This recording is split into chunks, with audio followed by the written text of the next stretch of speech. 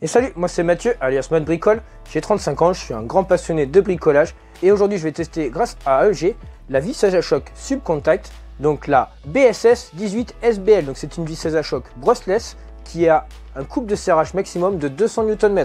Donc les coupes de serrage se règlent juste à l'arrière de la machine avec le petit bouton qui va passer du mode 1, 2 ou 3.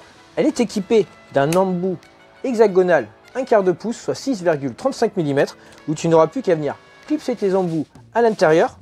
Voilà, une fois qu'ils sont dedans, ils ne bougeront plus. Tu viens le retirer, voilà, et tes embouts ressortent. Cette machine est équipée d'un moteur brushless et fonctionne avec des batteries d'une puissance de 18 volts et qui seront compatibles avec toute la gamme Pro 18V de chez AEG.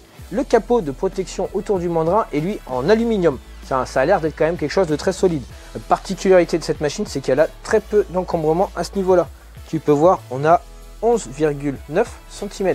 Ce qui veut dire qu'on pourra venir vraiment dans des endroits vraiment exigus. Nous ne passerons pas la plupart des machines.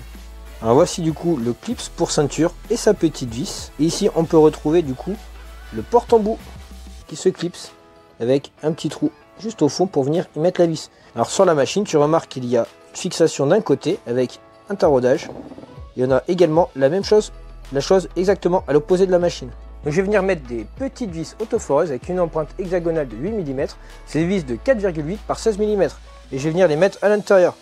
Là, je vais envoyer toute la puissance de la machine à 200 Nm. Ça fonctionne tout seul.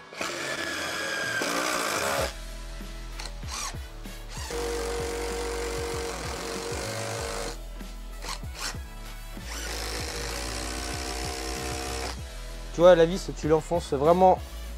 Je l'ai même trop enfoncé, j'ai insisté, c'est fait intentionnellement, mais ça te montre qu'en fait du coup avec les modes de serrage tu pourras adapter la puissance de la machine en fonction de la tâche que tu auras effectuée pour ne pas avoir à éclater le bois ou trop enfoncer des vis par exemple, ou à casser les têtes de vis selon ce que tu vas faire, si tu travailleras sur de l'acier ou sur du bois.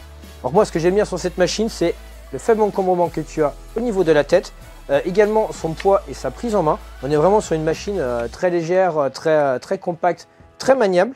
Avec une très bonne puissance, avec 200 Nm, je peux te dire que franchement on est bien. Tu pourras faire quand même du gros avec, on est quand même sur une machine je pense quasiment de qualité professionnelle. Tu feras gaffe quand même sur le dessus, il y a un petit autocollant pour te dire qu'une fois que tu t'en es servi, il ne faut pas toucher le carter qui est en alu ici. C'est vrai que quand tu mets la main dessus, donc là on l'a pas poussé trop non plus, mais déjà c'est chaud. Alors si tu as un usage intensif professionnel avec une machine comme ça, fais juste attention à peut-être éviter de te brûler là-dessus. Je te dis à bientôt. Ciao, ciao!